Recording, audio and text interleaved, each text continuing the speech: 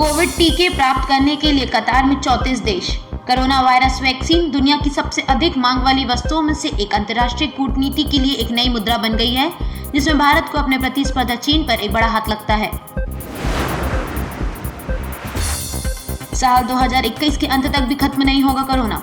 विश्व स्वास्थ्य संगठन ने कहा है कि अगर हम इस बात की उम्मीद लगा रहे हैं कि 2021 के अंत तक कोरोना खत्म हो जाएगा, तो यह अवास्तविक है। सिन्हुआ समाचार एजेंसी की रिपोर्ट के मुताबिक संगठन के आपातकालीन मामलों के निदेशक डॉक्टर माइकल रयान ने यहाँ सोमवार को आयोजित एक संवाददाता सम्मेलन में कहा, मेरे ख्याल से इस साल के अंत तक कोविड के खत्म होने के बारे में सोचना असामयिक है और अवास्तविक भी है। उत्तर प्रदेश, कोयले से भरा ट्रक पलटा, 6 की मौत। भोगनीपुर इलाके में मंगलवार की सुबह कोयले से भरे एक ट्रक के पलटने से 6 लोगों की मौत हो गई है और करीब 20 लोग गंभीर रूप से घायल हुए हैं। इस ट्रक में सवार मजदूर फिरोजाबाद जा रहे थे, जो कोयले से लदे इस ट्रक के ऊपर बैठे हुए थे। ये सभी हमीरपुर जिले के रहने वाले थे। 4 सत्रों में $4 टूटा कच्चा तेल, पेट्रोल डीजल पर राहत के आसार। कच्चे तेल का उत्पादन बढ़ने की संभावना के बीच इसके दाम पर दबाव देखा जा रहा है। अंतर्राष्ट्रीय बाजार में कच्चे तेल के भाव में मंगलवार को लगातार चौथे दिन गिरावट दर्ज की गई। लगातार 4 सत्रों में कच्चे तेल के दाम में $4 प्रति बैरल से ज्यादा की नरमी आई है। तेल के दाम में गिरावट से देश में पेट्रोल और डीजल के दाम में राहत मिलने के आसार दिखने लगे हैं। अवैध रूप से रह रहे 3 रोहिंग्या यूपी में धरे गए। भारत में अवैध रूप से रह रहे 3 रोहिंग्या मुसलमानों को सोमवार को उत्तर प्रदेश से गिरफ्तार किया गया। इन पर जाली दस्तावेजों का इस्तेमाल कर भारत में रहने और बांग्लादेश और म्यांमार से और लोगों को आने में मदद करने का आरोप है।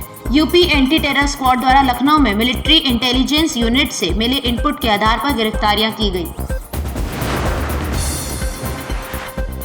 टूलकिट मामला, पर्यावरणविद ने अग्रिम जमानत मांगी। गोवा के एक पर्यावरण एक्टिविस्ट शुभंकर चौधरी ने अग्रिम जमानत के लिए बॉम्बे हाईकोर्ट का दरवाजा खटखटाया है। उन्हें डर है कि किसान विरोध से जुड़े टूलकिट मामले में दिशा रवि, शांतनु मलिक और निकिता जैकब के खिलाफ हाल ही में दर्ज एफआईआर के संबंध में दिल्ली पुलिस की विशेष सेल द्वारा उन्हें गलत तरीके से फंसाया जाएगा।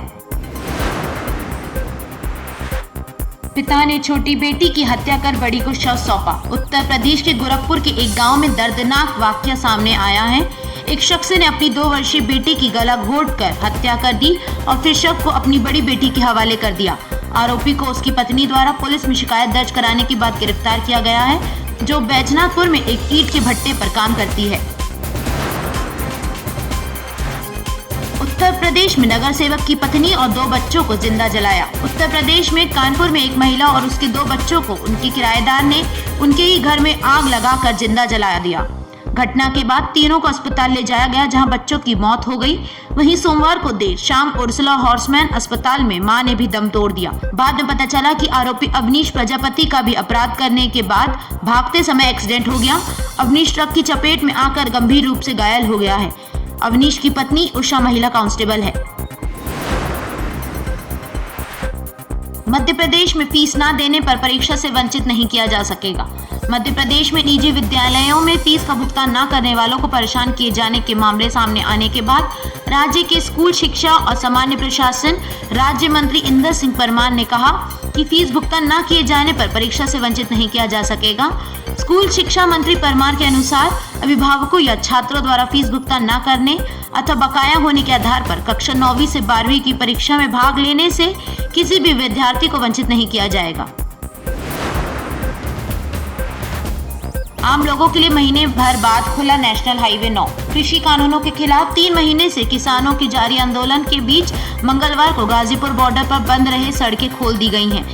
हालांकि अभी फिलहाल नेशनल हाईवे 9 को खोला गया है, जो दिल्ली की ओर से गाजियाबाद और नोएडा की ओर जाती है। गणतंत्र दिवस के दिन हुई हिंसा के बाद से गाजीपुर बॉर्डर से गुजर रहे इस नेशनल हाईवे को बंद कर दिया गया था, ताकि किसान दिल्ली में फिर से कूच न कर सके।